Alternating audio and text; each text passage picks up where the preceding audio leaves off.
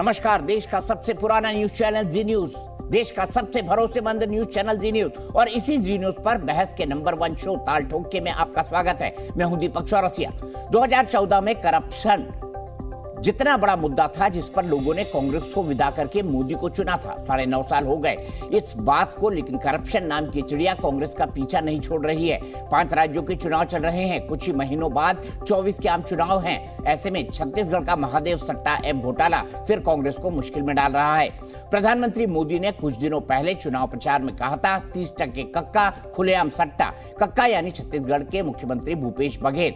आज छत्तीसगढ़ की रैली में प्रधानमंत्री ने 508 करोड़ रुपए को लेकर नया हमला किया। उन्होंने आरोप लगाया कि महादेव सट्टा ऐप में सीएम बघेल ने जो 508 करोड़ का कमीशन लिया था उसका हिस्सा दिल्ली तक गया है। दिल्ली यानी कांग्रेस आलाकमान यानी गांधी परिवार तक। प्रधानमंत्री के हमले के तुरंत बाद बीजेपी ने भी यही दोहराया। यह आरोप भी जोड़ा कि छत्तीसगढ़ में कांग्रेस ने 2.5 साल सीएम का फॉर्मूला इसलिए कैंसिल किया था क्योंकि भूपेश बघेल ने हाईकमान को सट्टे की रकम से नजराना पेश कर दिया। चुनाव प्रचार में कांग्रेस भी है, लेकिन कोई बड़ा नेता महादेव ऐप पर नहीं बोल रहा। राहुल गांधी आज भी जाति जनगणना और ओबीसी पर बोले। बाकी नेता बस इतना बोल रहे हैं कि लोग बीजेपी की झूठ की मशीन को भी समझते हैं और उसकी वॉशिंग मशीन को भी।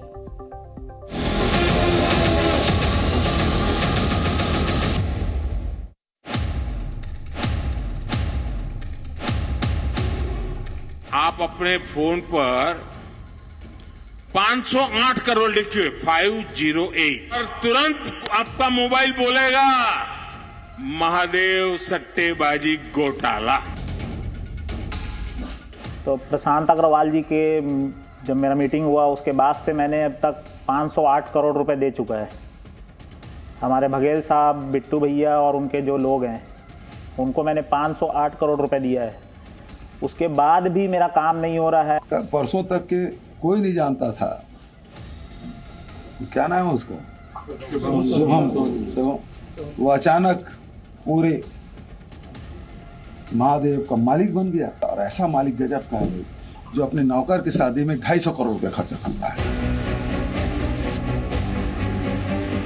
4 करोड़ के घोटाले करके पैसे के पहाड़ खड़ा करके सारा खेल बदल दिया।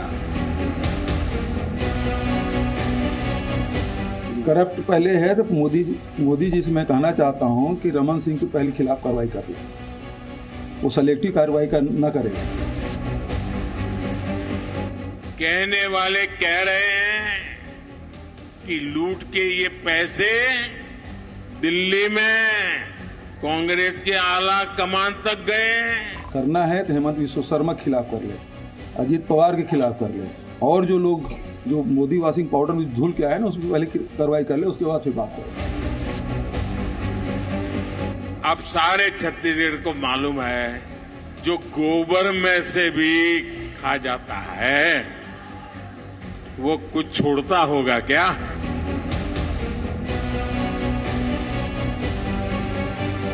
कि 2.5 साल का फॉर्मूला छत्तीसगढ़ में लागू होना था। 2.5 साल बाद भ्रष्टाचारी भूपेश बघेल मुख्यमंत्री बने रहते हैं। राज्यों में डबल इंजन की सरकार है, पहले वहां से भ्रष्टाचार हटाएं, वहां भ्रष्टाचार को समाप्त करने का काम करें।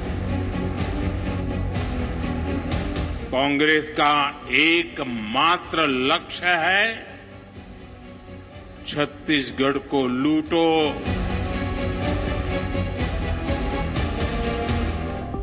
इसी पर बात करके कौन कौन खास मेहमान हमारे साथ हैं। प्रेम शुक्ला, भारतीय जनता पार्टी के राष्ट्रीय प्रवक्ता, अखिलेश प्रताप सिंह, कांग्रेस पार्टी के राष्ट्रीय प्रवक्ता, राजीव रंजन जी, नेशनल सेक्रेटरी जेडीयू के और राष्ट्रीय प्रवक्ता AK वाजपेयी जी, राष्ट्रीय प्रवक्ता लोक जनशक्ति पार्टी रामविलास पासवान के। शुरुआत आपसे ही करता हूं अखिलेश प्रताप जी, कितना चिपका है आप पर 30% कक्का खुलेआम सट्टा? क्या सट्टा आपकी सत्ता को हटा देगा वहां से? दीपक जी, मोदी जी के एक मंत्री हैं तोमर साहब, उनका एक और वीडियो आया, आपने देखा उसको? मैं सब वीडियो देखता हूं, वो भी देखा सर मैंने। उसका भी जवाब ले लेंगे प्रेम शुक्ला जी से। देखा आपने? अच्छा ना, अरे प्रेम शुक्ला जी से तो लेंगे ही। आपने देखा उसको? इसका हिस्सा लोग बता रहे हैं कि दिल्ली में बैठे सत्ता के शीर्ष के लोगों को गया है। ये तो वीडियो है, दिख रहा है, मंत्री के बेटे हैं। एक वीडियो इसके पहले आया है। तो भ्रष्टाचार की जननी बनी बैठी है जो दिल्ली की हमारी सरकार, वो झूठे आरोप करती है। जो पकड़ा गया छत्तीसगढ़ में वो व्यक्ति बीजेपी का नेता, सारे बीजेपी के कार्यक्रमों में उसकी फोटो वीडियो है। जो गाड़ी पकड़ी गई वो बीजेपी के मंत्री के भाई की गाड़ी, जो पैसा पकड़ा गया वो बीजेपी का, और वो पैसा दे, वो बता रहा है कि हम पैसा देते हैं कांग्रेस के नेताओं को। अरे भाई, कुछ इतना भी फुल प्रूफ बनाओगे तो कैसे काम चलेगा? क्योंकि आपको लोग पहचान गए हैं। आपका काम है पिछले 10-12 वर्षों से सिर्फ लोगों का चरित्र हनन करना, लोगों पे तोहमत लगाना, लोगों के अपशब्द कहना, आत्म प्रशंसा और पर निंदा में लीन रहना। आपके मंत्री के बेटे सरेआम पैसे ले रहे हैं, खाते में ट्रांसफर करने की बात कर रहे हैं, उस पे तो दही जम जाती है। आपको और आपके विभाग की जांच एजेंसियों को आप कहोगे नहीं, सुप्रीम कोर्ट में आप कहोगे कि इलेक्टोरल बॉन्ड कहां से किसने किसना दिया, यह जानने का अधिकार किसी को नहीं है। अरे वारे ईमानदार धुलाई मशीन वॉशिंग पाउडर साहब, गजब के आदमी है। पीएम केयर फंड सीक्रेट है, कहां से आया, किसको गया? बुरी तरह छत्तीसगढ़ में हार रहे हैं, बुरी तरह, डबल डिजिट तक नहीं पहुंच पाएंगी। वहां पे छत्तीसगढ़ की सत्ता सिर्फ इनका जो बिग बॉस है मोडानी, उसके लिए चाहिए कि वहां की खदानें, वहां की इंडस्ट्रियां उसे सौंप दी जाए। नगरनार एक फैक्ट्री बनी है, स्टील प्लांट बहुत बड़ा है बस्तर इलाके में, 24,000 करोड़ की, बनने के पहले वो साहब को बेचने की तैयारी हो गई, साहब के मित्र को। क्यों? आपको इसीलिए तो चाहिए ना छत्तीसगढ़ की जनता, वो पब्लिक समझ चुकी है कि आप वहां के पब्लिक के लिए बात नहीं कर रहे हैं। छत्तीसगढ़ का सपूत भूपेश बघेल को बदनाम करने की कोशिश कर रहे हैं आप। ठीक है, जवाब ले लेते हैं। छत्तीसगढ़ की सम्मान को आप बेचने और दाग लगाने की कोशिश कर रहे हैं आप। आपके पास कोई मुद्दा नहीं है, कोई कार्यक्रम नहीं है, कोई नेता नहीं है, कोई एजेंडा नहीं है। आप बस झूठे आरोप लगा के चाहते हैं कि छत्तीसगढ़ की जनता को गुमराह किया जा सके। लेकिन छत्तीसगढ़ की जनता बहुत समझदार है और आपको तो बखूबी समझती है जनाब। आपको सत्ता किस लिए चाहिए? आपके अपने बॉस के लिए चाहिए, इस देश के लिए तो चाहिए नहीं, न इस देश के लोगों के लिए चाहिए। तो लोग अब समझ चुके हैं ये सब अब नहीं चलने वाला। अभी जाओगे आप, फिर 24 में झोला उठा के जाओगे, क्योंकि ये पूरी संपदा दूसरों को बेचने के लिए सरकारें आपको मिले। अब इस बात को लोग समझ चुके हैं। ठीक है, ठीक है। प्रेम शुक्ला जी बदनाम कर रहे हैं, और जरा नरेंद्र सिंह तोमर के बेटे में भी बात कह दीजिए अपनी। वैसे अखिलेश जी, अगर सब एक मिनट, अगर बीजेपी का नेता उसमें लिप्त था, पैसा बीजेपी का था, और आपकी सरकार है, आपकी जांच एजेंसियां क्या कर रही हैं? वो महादेव घोटाला भी आप ही जांच कर रहे थे, ईडी तो बाद में कूदी उसमें। वो इस सवाल का जवाब मैं आपसे लूंगा, लेकिन प्रेम शुक्ला जी पहले नरेंद्र सिंह तोमर के बेटे पे जवाब दे दीजिए। नहीं, अब ले लीजिए, जवाब ले लीजिए, जवाब ले लीजिए। रुक जाइए ना, उन्होंने बोला ही नहीं अभी। मैं आऊंगा अखिलेश जी आपके पास। हाँ, आप इतना काहे छपराई में कलच खा रहे हैं भाई? इतना ये भ्रष्टाचारी, इतना जो है दुराचारी, भ्रष्टाचारी, व्यभिचारी, इतना मुख से भ्रष्टाचार भी क्यों करना चाहते हैं जी? ये 420 की पार्टी के लोग 1680 बनने पे क्यों आमादा है? आराम से, शांति से। देखिए, आदरणीय नरेंद्र सिंह तोमर के पुत्र पर जो आरोप लगा, जो फर्जी वीडियो कांग्रेस ने, फेक वीडियो जो चलाया, खुद इनकी प्रवक्ता ने अपने प्रेस कॉन्फ्रेंस में कहा कि हम इस वीडियो की पुष्टि नहीं करते। किसने कहा? कांग्रेस की गालीबाज प्रवक्ता ने पत्रकार वार्ता में कहा कि हम इस वीडियो की पुष्टि नहीं करते। नरेंद्र सिंह तोमर के पुत्र ने स्वयं एफआईआर कर दी। आप तो बहुत पुराने पत्रकार हैं दीपक चौरसिया जी, आप कृपा करके बताइए ना, रिजर्व बैंक में कमिश्नर का कोई पोस्ट होता है क्या? वहां डायरेक्टर का पोस्ट है, वहां पर गवर्नर का पोस्ट है, वहां डिप्टी गवर्नर का पोस्ट है। आज तक आपने रिजर्व बैंक ऑफ इंडिया में कमिश्नर का पोस्ट सुना है क्या? उस फेक वीडियो में कमिश्नर का नाम बार बार आ रहा है, कमिश्नर के पद नाम का बारंबार उल्लेख किया जा रहा है, जो यह सिद्ध करने के लिए काफी है कि वीडियो फेक है। कांग्रेस की डर्टी ट्रिक्स डिपार्टमेंट इस तरह के फेक वीडियो बनाकर अपने विरोधियों को बदनाम करने का काम बहुत लंबे समय से करती रही। अब आ जाइए छत्तीसगढ़ पर, गोबर खाने का गोबर तक नहीं छोड़ा है। जो आदमी भूपेश सिंह बघेल इतना भयंकर भ्रष्टाचारी है, यानी उसने अपने नेता श्रीमती सोनिया गांधी चाची 420, श्रीमान राहुल गांधी 420, श्रीमान मोतीलाल वोरा बेचारे दिवंगत हो गए, वो भी 420 का मुकदमा झेलते हुए गए। तमाम 420 हाई कमान जो इनका है, उसके संकेत पर गोबर तक में घोटाला कर दिया, गोबर खाया, शराब पी और जुआ खेल गए। अब 508 करोड़ रुपए की राशि जो पकड़ा गया है वो भारतीय जनता पार्टी का नहीं है। वह जो कैश कुरियर है, बाकायदा राशि कैसे उसको मिली उसकी जानकारी दे रहा है, और कांग्रेस के काउंसिलर का ड्राइवर रहा है वो। और उसने जो है, शुभम सोनी ने जो बयान दिया है, अब कह रहे शुभम सोनी जो है वो अपने साथियों पर 250 करोड़ रुपए खर्चा कर दे रहा है। आप पहले बताइए ना कि 508 करोड़ रुपयों की राशि आपको मिली कि नहीं मिली, उस राशि को आपने कैसे बांटा। आपने शराब घोटाले में 2000 करोड़ रुपए आप ही के महापौर, नकली शराब आप बनाए, बोतलों पर पैकिंग आप कर दें, आप लाइसेंस भी की दुकानों पर जो है नकली जो है शराब बेचें, उसमें भी पैसे से आपका पेट न भरे तो जुए खेलने पर आमादा हो जाए, गोबर खा जाए, आपकी ये दुर्दशा है। तो छत्तीसगढ़ की जनता भली बात जानती है कि क्यों टीएस सिंहदेव को जो वादा किया गया था 2.5 साल के चीफ मिनिस्टरशिप का, चूंकि गांधी परिवार जो 420 के केस में अभियुक्त है, जो 420 के केस में अपनी पार्टी स्वतंत्रता सेनानियों ने जिस समाचार पत्र की स्थापना की थी उसके पैसे खा गए। इतने निकृष्ट किस्म के भ्रष्टाचारी हैं कि स्वतंत्रता सेनानियों के पुण्यार्जन को भी जिन लोगों ने भ्रष्टाचार की बलि चढ़ा दी, और श्रीमती सोनिया गांधी चाची 420 बन के वो पैसा पचा गई, राहुल गांधी वो पैसा डकार गए, हवाला रूट से पैसा आया और बाकायदा प्रवर्तन निदेशालय ने उस हवाला कारोबारी को भी पकड़ा। उसी तरह का हवाला के कारोबार से आप बताइए ना, 1.5 साल से आपका इन्वेस्टिगेशन चल रहा है, 1.5 साल में आपने उस ऐप को बंद करने के लिए आईटी मिनिस्टर को पत्र कब लिखा और क्यों नहीं लिखा? आईटी मिनिस्टर को पत्र लिखना इन्वेस्टिगेटिंग एजेंसी की जिम्मेदारी थी। जैसे ही केस ईडी ने जैसे ही केस को पकड़ा, ईडी ने पत्र लिखा, तो आपने क्यों पत्र नहीं लिखा? इसका कारण ये था क्योंकि आप जो हैं उस भ्रष्टाचार के कीचड़ में सड़े हुए थे, भ्रष्टाचार का गोबर लगातार खा रहे थे आप। तो जो लोग भ्रष्टाचार का गोबर खाए हैं, जिनके मुख भ्रष्टाचार से कलंकित हैं, उनको बहुत पीड़ा हो रही है कि प्रवर्तन निदेशालय उनकी जांच क्यों कर दे रहा है। भाई आपके राष्ट्रीय अध्यक्ष की, जब श्रीमती सोनिया गांधी राष्ट्रीय अध्यक्ष थी और नेशनल हेराल्ड की जांच का आदेश अदालत ने दिया, जांच शुरू हुई तो राष्ट्रपति भवन पर मार्च कर रहे थे। मैंने भ्रष्टाचारियों का आपने दुस्साहस देखा है? ठीक है, वो जांच एजेंसी इनकी जांच नहीं करे। रे भाई, सोने का चम्मच लेके पैदा हुए हैं क्या ये 1680 लोग?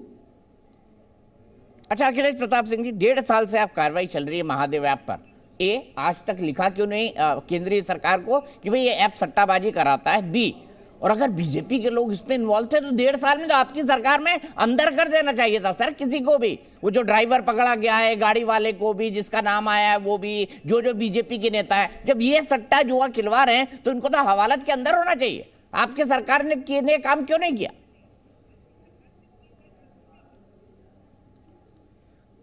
हमारी ही सरकार ने 450 लोगों पे मुकदमे दर्ज के बंद किए। केंद्र की सरकार का काम है कि विदेशों में जो लोग भगे हुए हैं, बैठे हुए हैं, बार बार कहा गया, प्रदेश के मुख्यमंत्री के द्वारा कहा गया, केंद्र की जांच एजेंसियां क्या करती नहीं। मुख्यमंत्री ने कई बार कहा, बाद में पत्र भी लिखा, उस पे से जीएसटी वसूलती रही जी, उसी महादेव ऐप से, उसी से टैक्स लेते रहे, सट्टा टैक्स, और बताया जाता रहा कि ये बंद करिए, नहीं किया। कौन है ये लोग? वो फरार व्यक्ति वीडियो बनाता है, उस वीडियो को बीजेपी के लोग जारी करते हैं। ईडी क्या प्रेस नोट बीजेपी के केंद्रीय मंत्री बताते हैं, बीजेपी के नेता बताते हैं, प्रवक्ता बने बैठे हैं ईडी के। हमारे प्रधानमंत्री, हमारे भी प्रधानमंत्री हैं, लेकिन इतने शीर्ष पद पर बैठ करके सिर्फ जब असत्य और झूठ बोलते हैं तो हंसी आती है। छत्तीसगढ़ की जनता को, जिस छत्तीसगढ़ में मात्र 270 करोड़ रुपए का गोबर खरीदा गया, वहां 1,500 करोड़ का घोटाला बताते हैं हमारे साहब। अरे थोड़ा झूठ बोलने के लिए भी सच्चाई जांच लिया करिए, आंकड़े का तो कम से कम सत्यता जांच लिया करिए। कहते हैं दारू घोटाला हुआ, वो जो लोगो लगता है बोतलों पे, वो तो फैक्ट्री वाले लगाते हैं। फैक्ट्री वालों क्या रेट पड़ी, क्यों नहीं बंद किया उनको? घोटाला तो वो किए, आपने उनको क्यों नहीं अरेस्ट किया? क्योंकि वो आपके हैं, घोटाला आप लोगों ने कराया। तो देखिए, छत्तीसगढ़ में जनता की चुनी हुई एक अच्छी सी सरकार है, और छत्तीसगढ़ की सरकार की ऐसी योजनाएं हैं कि देश में रोल मॉडल बन चुका है। बीजेपी के नेता, बीजेपी की सरकारें, ये जो गोधान योजना है उसकी तो मोदी जी तारीफ कर चुके हैं, योगी जी तारीफ कर चुके हैं। नक्सल समस्या को 70% कम कर दिया है छत्तीसगढ़ में, उसकी तारीफ खुद गृह मंत्री कर चुके हैं। छत्तीसगढ़ की छवि बदल दी है वहां के मुख्यमंत्री भूपेश बघेल जी ने।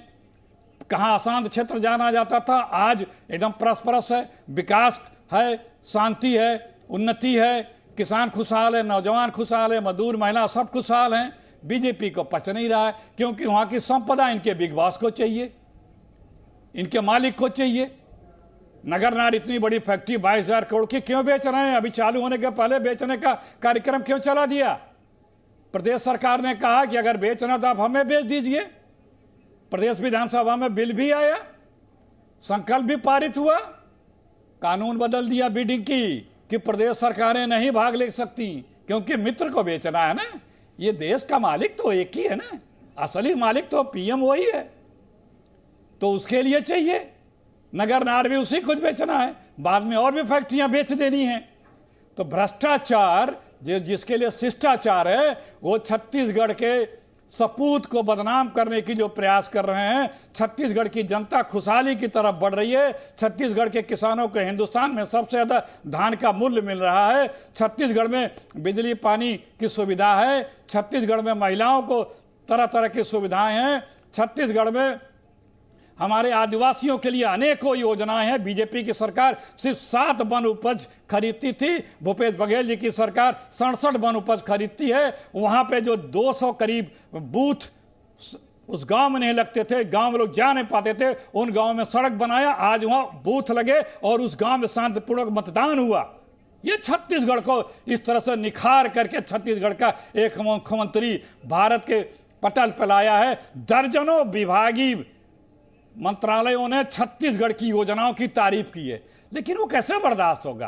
क्योंकि मालिक को वहां का लोहा चाहिए, वहां का कोयला चाहिए, वहां के बिजली चाहिए, वहां का वन चाहिए। तब मालिक के आगे सेवक उसी के तो प्रधान सेवक हैं। प्रधान सेवक मालिक के प्रधान सेवक, तो प्रधान सेवक को सरकार चाहिए वहां की। लेकिन जनता समझती है कि इस प्रधान सेवक को हमारे लिए किसको बेचना चाह रहे हैं अखिलेश जी, बताइए मेरे को थोड़ा। तो सर जी, किसको बेचना चाह रहे हैं?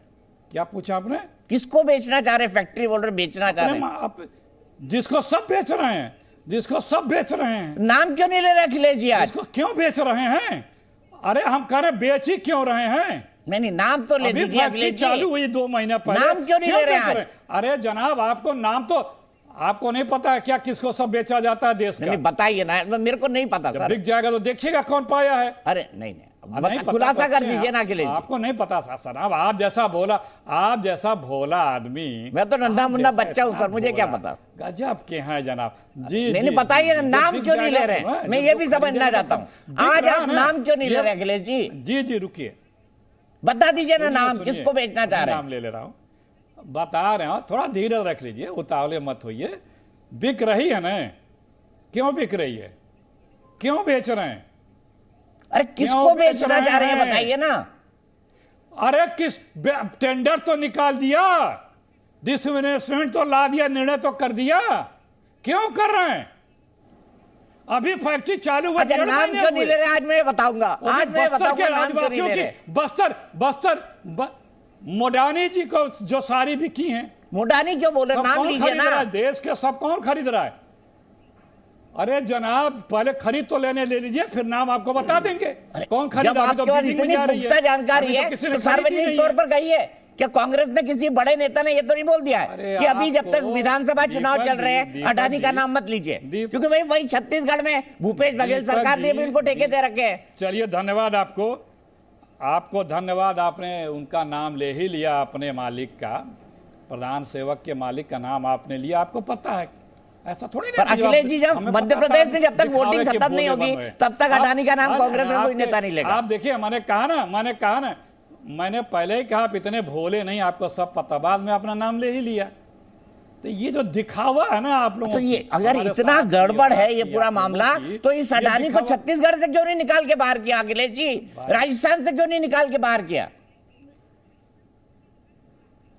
अरे वो आने तो दीजिए, समय आने दीजिए। लूट जो गलत तरीके से करेगा, एक न एक दिन तो कानून उसका हिसाब करेगा ही। अरे तो अभी क्यों नहीं कर रहा भाई, जब आपको पता है 20,000 करोड़ रुपए जो है गलत ढंग से बीजेपी के अडानी ने लगाए? तो अरे राजस्थान की पुलिस जाए, छत्तीसगढ़ की पुलिस जाए, एंटी करप्शन में FIR कर ले, गिरफ्तार कर ले, 2 मिनट में नाम आ जाएगा। कहाँ अडानी? आप कह रहे हैं ना प्रधानमंत्री पर आरोप है, तो प्रधानमंत्री जी का नाम सामने आ जाएगा, बोल देंगे। किस चीज के? अरे करप्शन किया उन्होंने, कंफ्यूज कर रहे हैं। बेच रहे हैं पूरे देश को। सब बेच नहीं रहे क्या? बिक नहीं रहा क्या? मैं यही तो कह रहा हूं ना, जब सब बेच रहे हैं एक आदमी को, तो उस आदमी के खिलाफ कांग्रेस कार्रवाई क्यों नहीं करती है? आप भी तो कर सकते हैं कार्रवाई। एक केस छत्तीसगढ़ में रजिस्टर करिए, एक केस राजस्थान में रजिस्टर करिए, एंटी करप्शन में कार्रवाई कर लीजिए। अच्छा तरीका अपनाते हैं आप लोग। जब आपके ऊपर भी कभी कुछ होगा ना, तो आप भी मुकदमे करते रहिएगा। सरकार से कोई अपेक्षा मत करिएगा कि कानून व्यवस्था की कार्रवाई वो करे। अरे आपकी भी तो सरकार है सर, इनकी सरकार थोड़ी है, आपकी भी सरकार है। अरे यार, आप कितना बेसिर पर देखिए। आप लोग किसी को बचाने के चक्कर में इतने, मेरे को क्या मतलब सर, मैं क्यों बचाऊं किसी को? अब भाई प्रेम शुक्ला जी मेरे डिबेट में आके बोलते हैं कि कांग्रेस जो है इनकी जितनी सरकारें खराब है, बीच में नहीं, मेरी अच्छी है। आप बोलते हैं बीजेपी की सब सरकार खराब है, बीच में नहीं ना, बीजेपी की सब सरकारें खराब है, मेरी अच्छी है। बीच में नहीं। तो पब्लिक भी सब समझती है अखिलेश जी, प्रेम शुक्ला जी की भी बात समझती है, आपकी बात भी समझती है, राजीव रंजन जी की मजबूरियां भी समझती है, और वाजपेयी जी की भी मजबूरियां समझती है। पब्लिक सबको समझती है, सरकार को भी समझती है, चैनल को भी समझती है, एंकर को भी समझती है। पब्लिक को कम अख्तर मत आंकिए, वो सबको समझती है, सब जानती है।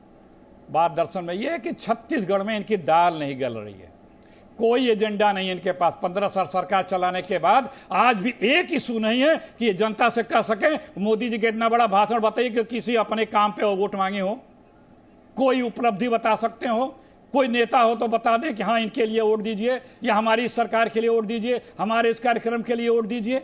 सिर्फ झूठ बोलना, लोगों को बदनाम करके सोचते हैं कि आप अपना पक्ष बना लेंगे।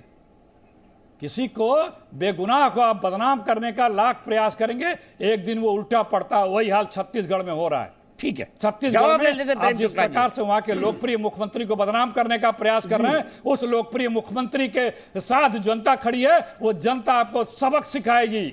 छत्तीसगढ़ की जनता बीजेपी को दहाई में सीटें नहीं देंगी, दहाई में।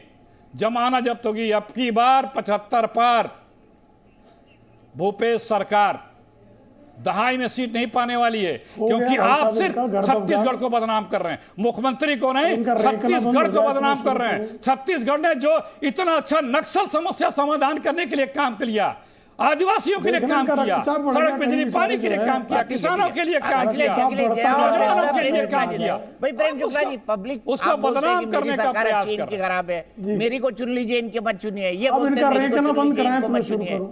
तो पब्लिक क्या समझती है ना कौन क्या कर रहा है। आप कितनों में एलिगेशन लगवा रहे हैं, कितने सच है कितने गलत है। जी दीपक जी, अब मैं इनका बुर्का फाड़ना शुरू कर रहा हूं, चिचियाएंगे, बीच में बोलने मत दीजिएगा। अब जिस छत्तीसगढ़ की बात कर रहे हैं, उस छत्तीसगढ़ में 25,000 करोड़ रुपए की परियोजनाएं गौतम अडानी के अडानी समूह की हैं। उन 25,000 करोड़ की परियोजनाओं को भूपेश सिंह बघेल ने क्यों चलने दिया? क्या दिया उनको? 65,000 करोड़ रुपए की परियोजनाएं श्रीमान अशोक गहलोत के राजस्थान के उनके कार्यकाल में 65,000 करोड़ रुपए का निवेश किया अडानी ने। मुंद्रा एयरपोर्ट किसके जमाने में, मुंद्रा पोर्ट किसके जमाने में दिया गया था? कितना बेचा था इसने? कांग्रेस में श्रीमान मुकेश अंबानी का राडिया टेप्स आपको याद होगा ना? मुकेश अंबानी ने कहा था कांग्रेस अपनी ही दुकान है। आपको याद है 1980 में जब इंदिरा गांधी 1977 की पराजय के बाद फिर चुनकर आई थी तो कांग्रेस का डिनर किसने दिया था? आपको याद है? धीरू भाई अंबानी ने, मुकेश अंबानी के पिता ने। क्वात्रोकी की बहन कौन है? और क्वात्रोकी के खाते 2004 में सरकार आने के बाद क्यों खोले गए? एंडरसन में जिस भोपाल में बैठा हूं, हजारों हजार निर्दोषों का रक्तपात करने वाले हत्यारे को श्रीमान राजीव गांधी ने विशेष विमान से एंडरसन को क्यों भेजा था? क्योंकि राजीव गांधी भ्रष्ट थे, क्योंकि श्रीमती सोनिया गांधी भ्रष्ट है, क्योंकि श्रीमान राहुल गांधी भ्रष्ट हैं। और झूठ बोलने की तो बात इनकी, आपको याद होगा ना, सुप्रीम कोर्ट सर्टिफाइड झूठे। राष्ट्रीय कांग्रेस के एकमेव अध्यक्ष श्रीमान राहुल गांधी है जिन्होंने रफाल के मामले में सुप्रीम कोर्ट को मिसकोट करके झूठ बोला और सुप्रीम कोर्ट में लिखकर कान पकड़कर माफी मांगी। ये सत्य है कि नहीं है? तो झूठों के सरदार, ठगों के सरदार, गालीबाजों के सरदार ये लगातार गोबर खाया कि नहीं खाया? और गोबर मामले में जो जांच हो रही कि नहीं हो रही है? शराब के मामले में प्रवर्तन निदेशालय ने जिन लोगों को गिरफ्तार किया है उनके बयान आपने पढ़े हैं? श्रीमान अखिलेश सिंह नहीं पढ़े होंगे, पढ़ ही नहीं सकते, उसके लिए पढ़ा लिखा होना भी आवश्यक है।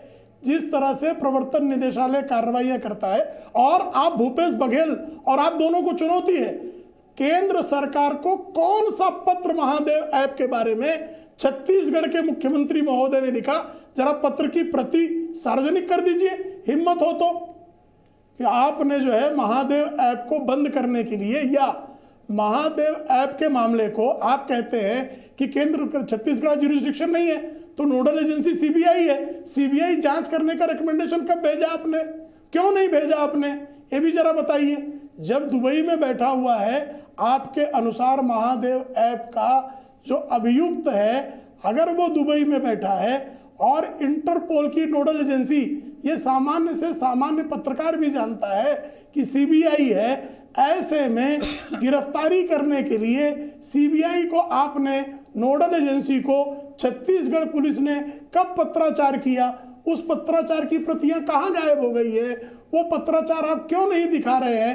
कारण ये है कि महादेव ऐप के माध्यम से 508 करोड़ रुपए आपको जो आए थे उसके माध्यम से आप चुनाव लड़ना चाहते थे, नक्सलवाद खत्म करने की बात कर रहे हैं। अभी अगर केंद्रीय एजेंसियों की पुलिस नहीं उतरी होती तो बस्तर में शांतिपूर्ण चुनाव नहीं कराए जा सकते थे। भारतीय जनता पार्टी के कार्यकर्ताओं पर नक्सलियों के हमले चुनाव के दौरान भी हुए। जैसे ही वहां केंद्र की आरक्षी पुलिस आना प्रारंभ की, श्रीमान भूपेश बघेल बौखला गए। वो कहने लगे कि केंद्र की आरक्षी पुलिस के साथ जो है बक्से आ रहे हैं रुपयों के, उनका हेलीकॉप्टर निर्वाचन आयोग चेक करे। निर्वाचन आयोग उसके लिए भी तैयार है, भाजपा तो हर कुछ खोलकर दिखाने के लिए तैयार है। हम तो हर चीज जो है एकदम से खुल्लम खुल्ला दिखाने के लिए तैयार है। कोई मायनो परिवार की तरह जो है अपने वंश के बारे में बताने से डरते हैं। फिरोज का पुत्र कैसे दत्तात्रेय गोत्र ब्राह्मण हो गया, ये जब हम पूछते हैं तो इनकी जाति जनगणना भूल जाते हैं। ये इनका तो सब फ्रॉड ही फ्रॉड है ना। मायनो कुल के लोग जो हैं किस तरह से 12 लाख करोड़ रुपयों की घोटाले 2004 से 14 के बीच में किए। एक विदेशी पत्रिका ने तो यहां तक प्रकाशित किया कि श्रीमती सोनिया गांधी विश्व की सबसे अमीर महिलाओं में से आती हैं। कौन सा कारोबार है भाई श्रीमती सोनिया गांधी का जो विश्व की सबसे अमीर महिलाओं में उनका शुमार हो गया? तो भ्रष्टाचार से ही शुमार हुआ ना जी। क्वात्रोकी से लेकर 2G, 3G, 5G, जीजा जी, और अब इतना नीचे गिर गए, गोबर खाने लगे, शराब पीने लगे, जुआ खेलने लगे। अरे कुछ तो शर्म करो भाई। इस देश ने आपको सत्ता सौंपी थी। आप कह रहे हैं बहुत अच्छी छत्तीसगढ़ में सड़कें हो गई हैं। छत्तीसगढ़ की सड़कें मध्य प्रदेश से जैसे छत्तीसगढ़ की तरफ जाइए, आपके ध्यान में आ जाता है कि कैसे कांग्रेसी कुशासन करते हैं। और कृपा करके अखिलेश जी ये बता कर जाइएगा कि 25,000 करोड़ रुपयों के निवेश में कोयले की सारी खदानें आपने अडानी के समूह को क्यों दी, और राजस्थान में अशोक गहलोत सरकार से भूपेश बघेल का विवाद अडानी के मुद्दे पर कैसे हुआ, क्या कारण था, ये सब जरा स्पष्ट करके जाइएगा। ठीक है अखिलेश जी, मैं आप पर आऊंगा, लेकिन जेडीयू के राजीव रंजन जी हैं, वो नाराज हो रहे हैं बहुत। राजीव रंजन जी, आप ही के इंडिया के सहयोगी हैं अखिलेश प्रताप सिंह, बड़े भाई, उन्हीं से बात कर रहा था।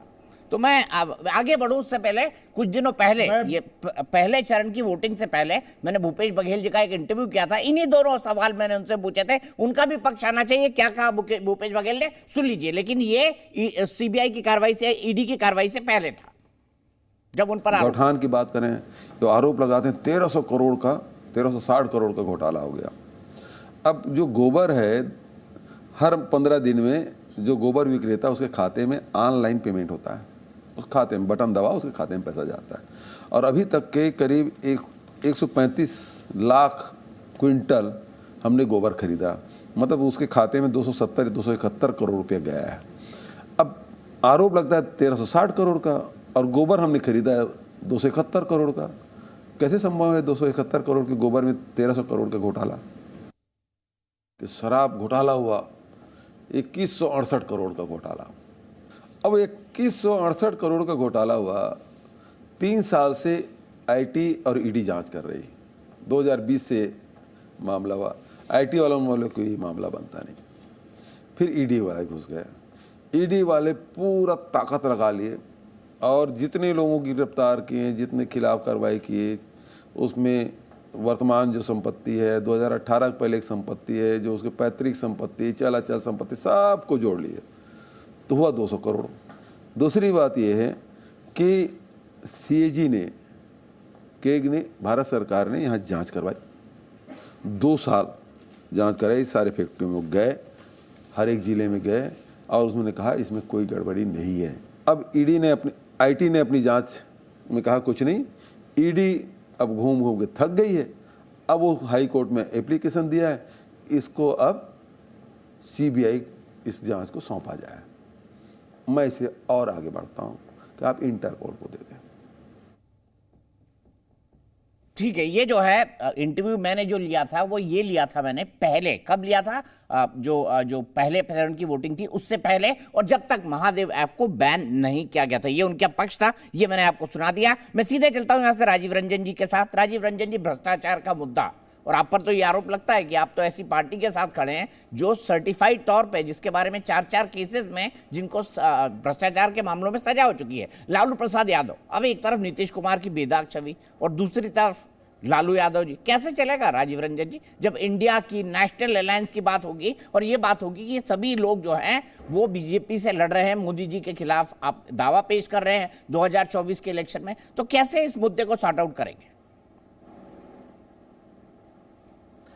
देखिए, हमारे यहाँ तो अलाई के बारे में आप जो कह रहे हैं अपनी जगह है, लेकिन भारतीय जनता पार्टी के खिलाफ भ्रष्टाचार के जो मामले हैं, भारत की आज़ादी के बाद इतनी भ्रष्ट कोई सरकार नहीं हुई। और भ्रष्टाचार के मामलों में जो दोहरे मानदंड हैं, जब भी कोई राजनेता या राजनीतिक दल इनके लिए चुनौती होता है, उसके खिलाफ भ्रष्टाचारी होने के आरोप लगते हैं, उनकी जांच होती है, उनके खिलाफ कार्रवाइयाँ होती हैं, ईडी के छापे पड़ते हैं, सीबीआई की दबिश बढ़ाई जाती है, इनकम टैक्स के रेड्स होते हैं। लेकिन अगर उसने घुटने टेक दिए, अगर वो शरणागत होने के लिए तैयार हो गया, तो फिर उसके बाद उसका कोई कार्रवाई नहीं होगी। और ताज़ा उदाहरण अजीत पवार से लेकर छगन भुजबल, और इसके पहले, ये सच है इतनी बार ये नाम दोहराए गए, लेकिन भारतीय जनता पार्टी मुझे ऐसा लगता है कि बिल्कुल ही विचलित नहीं दिखती है। इस तरह के आरोपों की जांच कराने के बजाय वो तरह तरह के तर्क देंगे। लेकिन हिमंता विश्वा शर्मा के खिलाफ तो आप चीख चीख करके वाटर स्कैम का आंदोलन चला रहे थे। आपकी पार्लियामेंट्री पार्टी में वहाँ असम में एक काफ़ी संगठित आंदोलन चलाने का निर्णय हुआ था, और उसके बाद जब वो आपके साथ आ गए तो फिर निसंदेह फिर उसके बाद उनसे ज़्यादा साफ सुथरा कोई आदमी नहीं है। अब मुझे बंगाल की पॉलिटिक्स पर हैरत होती है कि शारदा चीट फंड को लेकर के काफ़ी हंगामा हुआ। जो लोग टीएमसी के साथ रह गए वो आज भी आपकी प्रताड़ना के शिकार हैं, लेकिन जो लोग वहाँ से निकल कर के आए उनके खिलाफ किसी कार्रवाई के संबंध में कोई जानकारी नहीं है। पता नहीं विपक्ष के नेताओं को लेकर के अगर आपके ये मानदंड है तो जिन 5 राज्यों के 3 राज्यों में आपकी ज़्यादा दृष्टि आप सबों की दृष्टि है। मध्य प्रदेश व्यापम से कुख्यात, मैं नहीं समझता हूँ कोई घोटाला हुआ होगा जिसमें अनेक रहस्यमय मौतें, पैसे का जो लेन देन हुआ और लोगों के भविष्य के साथ खिलवाड़ हुआ, लेकिन तार जुड़े होने के बावजूद वो सत्ता में हैं, मुख्यमंत्री हैं और उनको मुकाबले में आप चाहे उनके साथ कई 1 दर्जन मुख्यमंत्री पद के तथाकथित दावेदारों को वहाँ उतार चुके हो, लेकिन लोग पूछेंगे जरूर कि शिवराज सिंह चौहान के कार्यकाल में जो भ्रष्टाचार के बड़े मामले हैं उस पर आपकी राय क्या है। अब मैं छत्तीसगढ़ पर आऊँगा। आप रमन सिंह पर बात नहीं करते हैं। पीडीएस का ये घोटाला जिसने भारतीय जनता पार्टी को शर्मिंदा किया या नहीं किया, लेकिन छत्तीसगढ़ की आवाम को इतना नाराज किया कि आपको सत्ता से बाहर करने का उन्होंने मन बना लिया। अब रमन सिंह पर तो आप बात करेंगे नहीं। और राजस्थान में वसुंधरा राजे सिंधिया जी और ललित मोदी के बीच जिस तरीके का जो कनेक्शन था कि एक सुपर चीफ मिनिस्टर के तौर पर ललित मोदी को वहाँ जाना जाता था और उनका जो कद बढ़ा बतौर मुख्यमंत्री वसुंधरा राजे जी का जो संरक्षण मिला और समर्थन मिला, उस पर काफ़ी चर्चा हो चुकी है। अब देश के जिन राज्यों में अभी आपने एक अध्यक्ष की नियुक्ति की, एक तरफ तो आपने कहा भाई भतीजावाद और परिवारवाद के खिलाफ हैं, तो परिवारवाद का इससे बड़ा उदाहरण क्या होगा कि येदियुरप्पा के पुत्र को आपने कर्नाटक की कमान दी। लेकिन येदियुरप्पा का दूसरा परिचय क्या है? मुख्यमंत्री पद से आपको हटाने का निर्णय क्यों लेना पड़ा? यह अलग बात है कि आपने पार्टी के सर्वोच्च जो उसकी सर्वोच्च जो समिति है, पार्लियामेंट्री बोर्ड का आपने सदस्य बनाया और पैदल करके नितिन गडकरी और शिवराज चौहान को बाहर करने के बाद।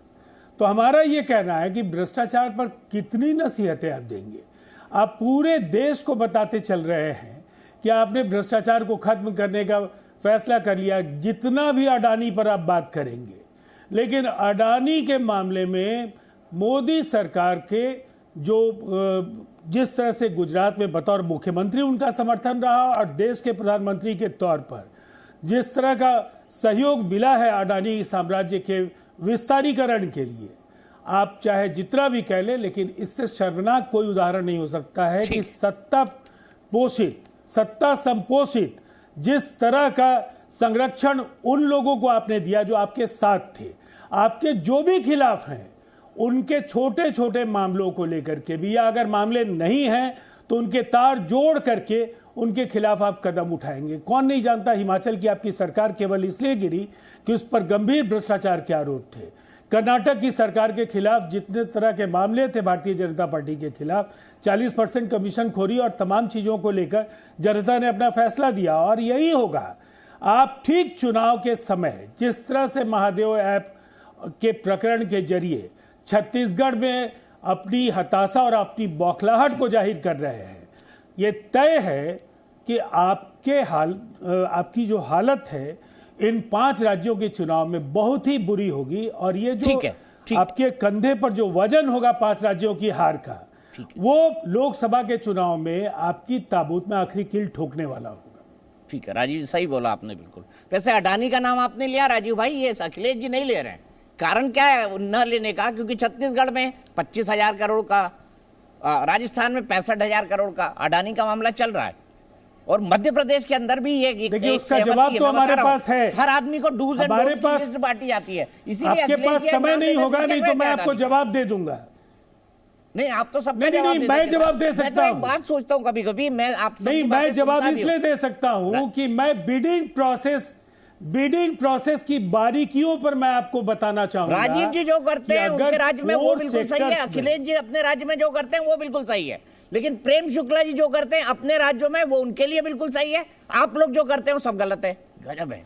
मतलब मैं कभी कभी सोचता हूँ, कभी सोचता हूँ दर्शक के तौर पे, नहीं फैसला जनता को करने दीजिए ना, बात कर रहे हैं, जनता फैसला करने में सक्षम है।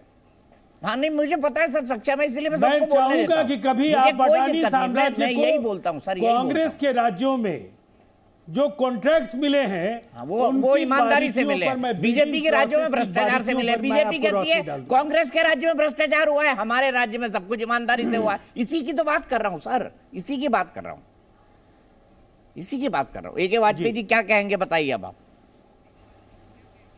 राजीव रंजन जी ने हम तो अभी सुना है सबको, और उसमें के बारे में, लालू परिवार के भ्रष्टाचार के बारे में वो कुछ नहीं बोले। उनको याद ही नहीं आया कि लालू यादव जी पर भ्रष्टाचार के मामले में उनका सजा याफ्ता। जब प्रधानमंत्री जी की याददाश्त नहीं ठीक है, प्रधानमंत्री जी की याददाश्त ठीक नहीं है, तो हम लोग तो नीतीश जी की याददाश्त का कुछ करिए राजीव जी, अभी वो सबसे बड़ा सवाल है। प्रधानमंत्री जी ने कभी भाजपा, दीपक चौरसिया जी मेरी चुनौती स्वीकार कीजिए, प्रधानमंत्री जी का कोई एक बयान दिखा दीजिए जिसमें भाजपा शासित किसी राज्य के भ्रष्टाचार को लेकर उन्होंने कोई गंभीर टिप्पणी की है, और तब मुझे नसीहतें दीजिएगा तो अच्छा लगेगा। ठीक है, बहुत अच्छी बात, थैंक यू राजीव भाई। ए.के. वाजपेयी जी बोलिए अपनी बात।